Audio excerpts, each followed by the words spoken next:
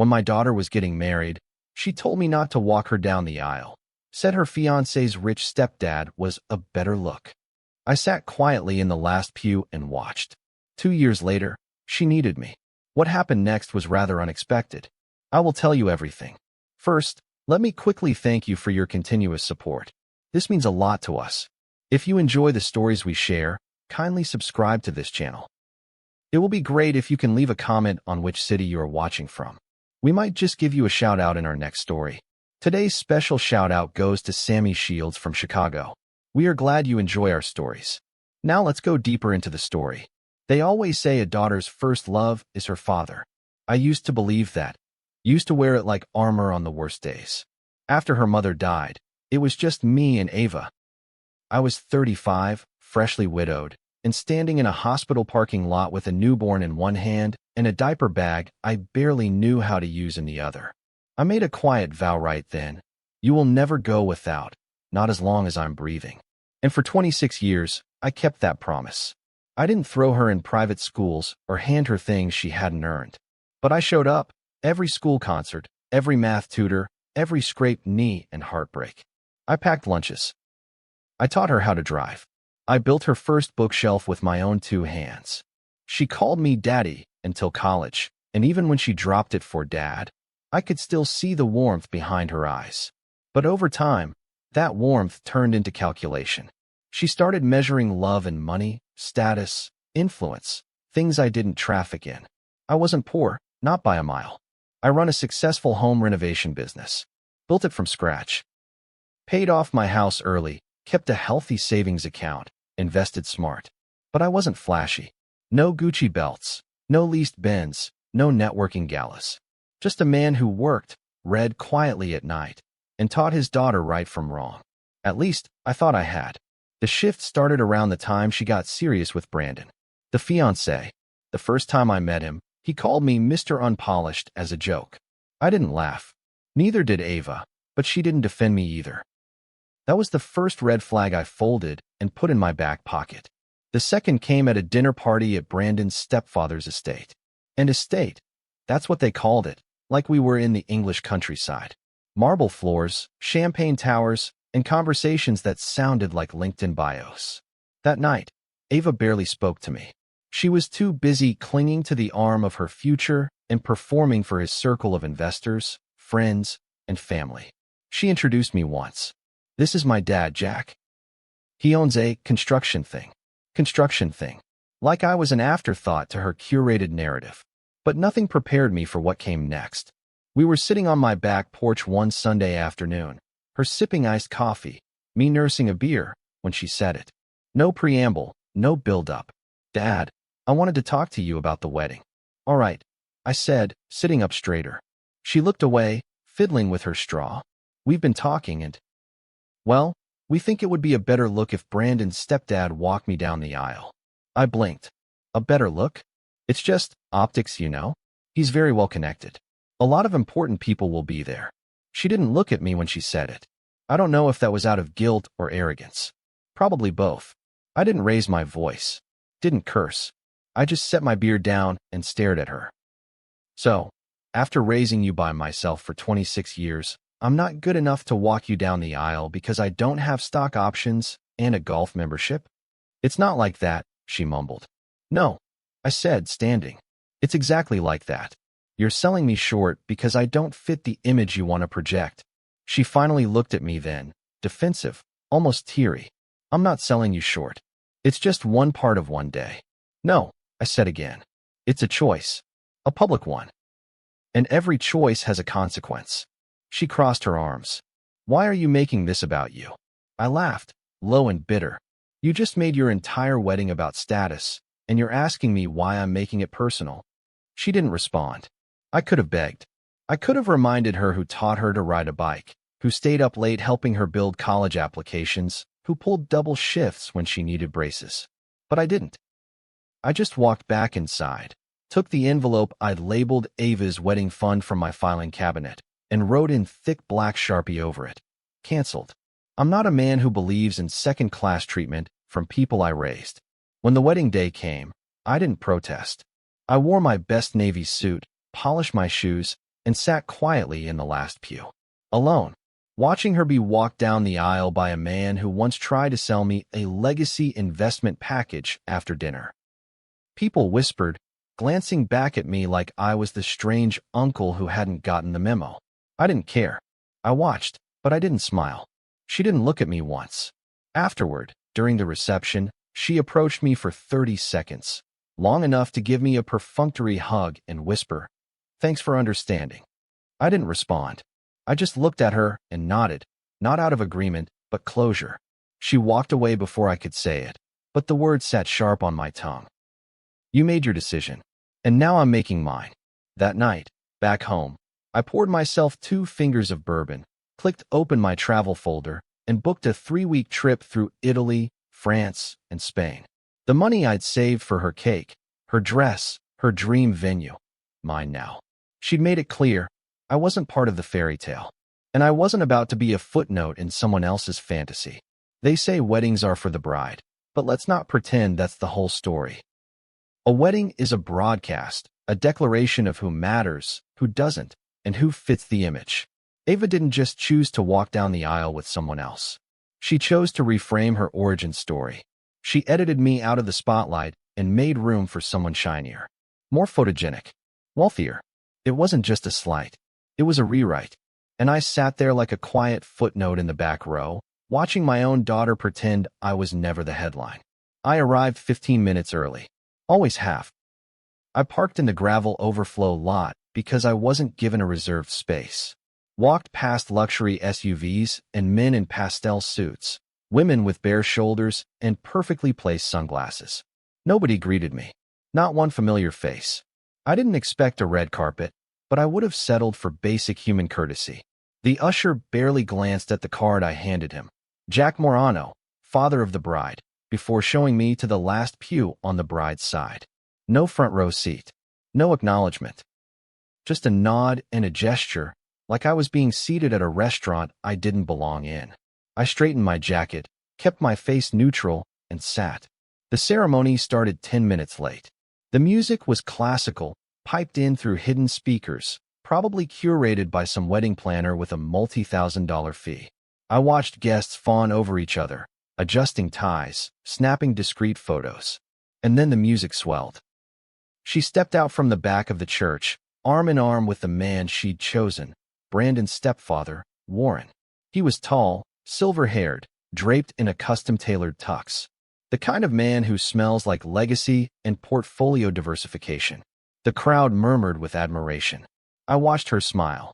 Not the warm, crinkled-nose smile she gave me when she was a kid, but a polished, practiced one, like she was already preparing for her photo in Modern Bride. She looked radiant, yes, but distant. Her arm didn't tremble. Her eyes didn't search the pews for me. I could have been a stranger on the street. Warren leaned in and whispered something before he handed her off. She laughed, too loud, a little performative. My hands tightened around the program. The vows were flowery, theatrical. Brandon promised her a life of abundance and elevation. She promised him devotion and elegance. There was nothing raw, nothing real, just a pair of resumes being read aloud. When the officiant said, "You may kiss the bride," people applauded like it was a job well done. After the ceremony, I stood back. I wasn't invited into the family photos. Wasn't pulled into the receiving line. A few people smiled awkwardly at me, unsure whether to ask who I was or just keep moving. One woman leaned toward me and said, "You must be with catering." I didn't correct her. I just nodded and walked toward the parking lot. But Ava found me before I could leave. She moved quickly, dress hiked up slightly, so she wouldn't trip in her heels. Her expression was somewhere between guilt and dismissiveness. "Dad," she said, wrapping me in a half-hug that was more choreography than affection. "Thank you for coming." I looked at her. Of course. Wouldn't miss it. She hesitated, eyes darting. I know. It was kind of last minute with the change. We thought it made sense. "You made your choice," I said evenly. "I hope you understand." "It was never personal." "Oh, it was entirely personal," I corrected. "But I understand just fine." She stiffened. "It was one moment." "No," I said. "It was the moment. And you gave it away." She blinked like I'd slapped her. But I didn't raise my voice. I didn't flinch. I just turned toward my truck and left her standing there, wind tugging at her veil like even the weather wanted her to think twice. That night, at home, I sat down at the old oak dining table. Same one I'd sanded and refinished after her first big art project ruined it in middle school. I poured a glass of red wine, opened my laptop, and clicked over to my travel bookmarks. Italy first, then Spain, maybe Greece. I didn't know how long I'd be gone, but I knew exactly how much I had saved, $42,700.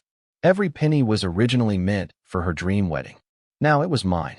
A week later, the wedding photos showed up online. Her social media was flooded with images. Her laughing with Warren, arms around Brandon, champagne in hand, golden sunlight catching the edge of her designer dress. No sign of me, not even in the background. And that's when it clicked. This wasn't a fluke or a misunderstanding. This was her reshaping the story of her life. She wasn't just excluding me from one day. She was erasing me from the narrative entirely. Because I didn't look the part. Because I didn't play the game. Because being raised by a blue-collar father who taught her loyalty and discipline wasn't as photogenic as being the new heiress of wealth and polished connections. I didn't call, didn't text. I didn't send a gift or ask how the honeymoon went. I had nothing more to say. Instead, I mailed myself a postcard from Rome 4 weeks later. On the back, I wrote, "Living the life your father gave you is one thing. Erasing him from it is another." I didn't send it to her. I pinned it to my fridge. It had been 23 months since the wedding. I remember because I marked the date by where I was, standing on a stone balcony in Cordoba, watching the rooftops blush gold under the late Spanish sun. I'd stopped keeping up with her life, her updates, her curated posts, her picture-perfect marriage. I figured if she wanted me gone, she could have it her way. I didn't dwell. I didn't brood. I simply removed myself from the narrative. My days became quieter, but not hollow. I spent mornings in the woodshop, refinishing antique chairs and experimenting with walnut joinery. I went on hikes with a buddy from my cycling group, played chess at the park, flirted with a widow named Jeanette at the local co-op. It wasn't the life I thought I'd have at 62, but it was mine, and I liked the quiet. Then the voicemail came. I was out on the back porch oiling my work boots when I heard the buzz from the phone on the windowsill. One missed call. No name, just a number I hadn't saved. A minute later, the voicemail alert dinged. I let it sit while I finished both boots, then wiped my hands, walked inside, and hit play. "Dad, it's me. It's Ava. Please, just pick up.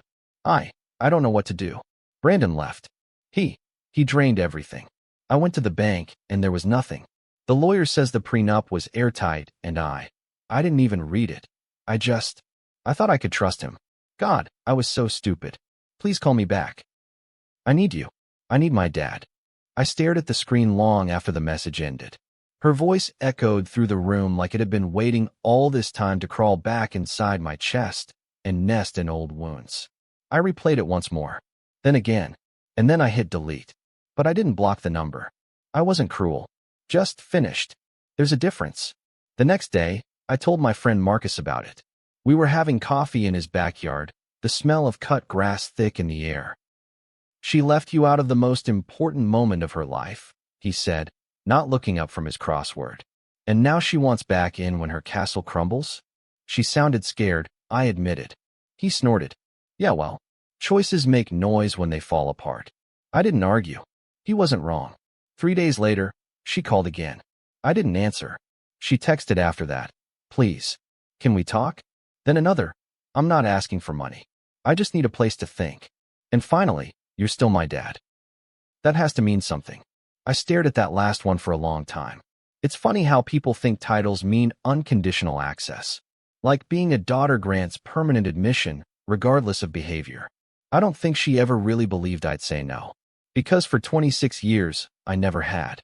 That weekend, I took a drive out to a quiet lake I used to bring her to when she was small. We'd skip rocks, watch dragonflies land on lily pads, share peanut butter sandwiches with apple slices on the side. I sat on the same bench we used to claim every Sunday, now worn smooth and softened with time. I let myself remember, not the curated past she tried to erase, but the real one. The one where I was the only one holding the damn thing together. When I got home, I called her back. She answered on the first ring, voice tight and hopeful. "Dad, you can come by," I said. "Tomorrow." 1 hour. She didn't ask for more time. She knew better. When she showed up, she looked smaller. Not physically, though she'd lost weight, but in the way her presence used to fill a room. She wore dark sunglasses, and her hair was pulled back into a low bun. Designer coat, but old sneakers. She sat down at the kitchen table and looked around, like she half expected the house to have changed in her absence. It hadn't, just like I hadn't. "I'm sorry," she started, but I held up a hand. "I didn't bring you here for apologies," I said. "I brought you here for clarity." She blinked. "Okay. You left me out," I said calmly. "You edited me out. And now you're here because you're out of options. Don't confuse desperation for reconciliation." She flinched. I didn't know what else to do. I thought maybe you still had that fund." I nodded. "I did. 42 grand. It's gone." Her eyes widened. "Gone? Yep. Spent it on myself. Traveled. Invested in my shop. Had a damn good time doing it." She stared at the table, stunned. "I had that money because I believed in your future. But the day you handed another man my role, I stopped believing you saw me in yours." "I made a mistake," she whispered. "You made a choice," I corrected. "And now, so have I." She bit her lip, tears brimming. "I have nowhere to go. You have a name. And you married into money once. You'll figure something out. But I'm your daughter." I sighed, leaned back. "And I was your father. Until you made me a stranger in your story." She stood abruptly, blinking fast. "This is who you are now?" "Colt." "No," I said. "This is who I've always been. You just stopped seeing it when you started chasing reflections." She left without another word. No hug. No door slam. Just silence. And for the first time in 2 years, it felt like she was finally hearing me. A week passed. No calls. No texts. No midnight apologies or half-formed explanations typed and deleted in a swirl of guilt. Just silence. And for the first time since all this began, I wasn't waiting for the silence to break. I didn't check my phone compulsively. I didn't replay old voicemails or reread old messages. I let it stay quiet. Then on a Wednesday morning, gray skies, cold coffee, I heard a knock at the door. Not a frantic one. Not the kind you'd expect from someone desperate. No, this was slower. Calculated. She knew I'd be home. She knew I'd answer. I opened it to find her standing there in a blazer 2 sizes too big, makeup smudged under tired eyes, a worn leather bag slung over her shoulder. She didn't look like Ava, not the curated version she'd polished to perfection over the last few years. She looked like the girl who used to fall asleep on the living room rug watching Disney movies. Just older. More hollowed out. "I don't want to stay," she said right away. "I just wanted to talk. In person." I stepped aside and motioned her in. She walked in like a guest, not a daughter. Didn't ask to go to her old room. Didn't drift toward the fridge like she used to. She sat down at the kitchen table, folded her hands, and waited. I poured us both coffee. Black. No sugar. Just the way I'd taught her. She used to hate it. I slid the mug across the table without a word, then sat across from her. "Say what you came to say." She swallowed. "I'm not asking for money." "Good. I wanted to understand. I mean, I know you're mad. Stop." I cut in, firm. "Don't reduce this to anger. I'm not mad. I'm resolved." She blinked, caught off guard. "Resolved? I've accepted what you are, what you did, and what you valued." She looked down into her cup. "I was stupid." "No," I said. "You were strategic. Don't cheapen it with false humility." That one hit her. She sat back, staring at me. "So what now? We're just strangers?" "I wouldn't say strangers," I said. "Strangers are neutral. You made choices that removed me from your inner circle. That's not neutral. That's deliberate." She looked like she wanted to fight back, but there was no ground to stand on. "Not anymore. I saved for you," I said, my voice even. "For your life. For your future. I built a cushion so you'd never have to fall too hard. And when it mattered most, when you had the chance to honor that, you replaced me. Not privately. Not reluctantly. Publicly. Eagerly." Tears welled up. "I thought I was building a better life. You were building a stage. And you didn't think I belonged on it." She shook her head slowly. That's not fair. Life isn't fair, I said. But consequences? They're fair. She went quiet again. I could tell she wasn't used to conversations where she wasn't being soothed or rescued. That had always been my role. Steady hand. Soft landing. I realized in that moment, maybe for the first time, that I'd never taught her how to lose something without a net beneath her. That was on me. Do you love me at all? She asked, and for a moment, I saw the little girl again. Not the socialite. Not the wife. Just my daughter. Of course I love you, I said. But love doesn't mean indulgence. Love means boundaries. Love means truth. She nodded slowly. I understand. I don't like it, but I understand. Then she reached into her bag and pulled out a thin envelope. I found this in one of Brandon's drawers before he left. I hesitated before taking it. Inside was a photo, me and her, when she was maybe 8. Sitting in my truck, eating fast food after one of her swim meets. She had ketchup on her cheek and was holding up her medal. I looked exhausted but proud. He kept this. I asked. She shrugged. Maybe it reminded him what he was up against. I stared at it for a long time. Not because I missed the moment, but because I realized it might have been the last time she truly looked at me with awe. She stood then, slowly. I should go. I walked her to the door. No embrace. No forgiveness. Just mutual recognition. Take care of yourself, I said. You too, she replied. And then she left. Again. But this time, I didn't feel gutted. I felt grounded. That night, I poured a glass of bourbon and opened my journal. Not the kind with tear-streaked entries or dramatic flair. Just a simple ledger of thoughts and truths. I wrote, today my daughter asked if I loved her. I do. But that's not the same as trusting her. And it's definitely not the same as forgetting. I can't rewrite her story, but I can write the rest of mine. I closed the journal, and I slept through the night. The fallout came slowly, like a leak beneath the surface that you don't notice until your foundation starts to shift. At first, it was a few side comments from extended family. My cousin Maria messaged me a vague, heard about Ava, hope everything's okay. Then my ex-sister-in-law, Denise, who hadn't said 2 words to me since Ava's graduation, called out of the blue. Jack, I just think maybe you're being a bit harsh. I was standing in the aisle of a hardware store, holding a set of replacement hinges for a pantry cabinet, when she said it. I stared at the phone in my hand like it had grown horns. She's your daughter, she continued. She's been through a lot. People make mistakes. I didn't realize publicly replacing your parent at your own wedding was a mistake. I cut in. There was silence on the other end. She was young, Jack, Denise said softly. Caught up. She was 26, I said flatly. Not 16. Old enough to make choices. Old enough to live with them. Fine, she snapped. But at some point, you're going to look around and realize you're alone. I smiled, small and bitter. I'm not alone. I just finally stopped surrounding myself with people who confuse unconditional love with unconditional access. She hung up after that, and I stood in the middle of the store, hands still clutching the hinges, feeling the familiar throb behind my right temple. It was always like this, people pushing you to forgive, not because they believed in healing, but because your boundaries made them uncomfortable. Over the next few weeks, the commentary came from all corners.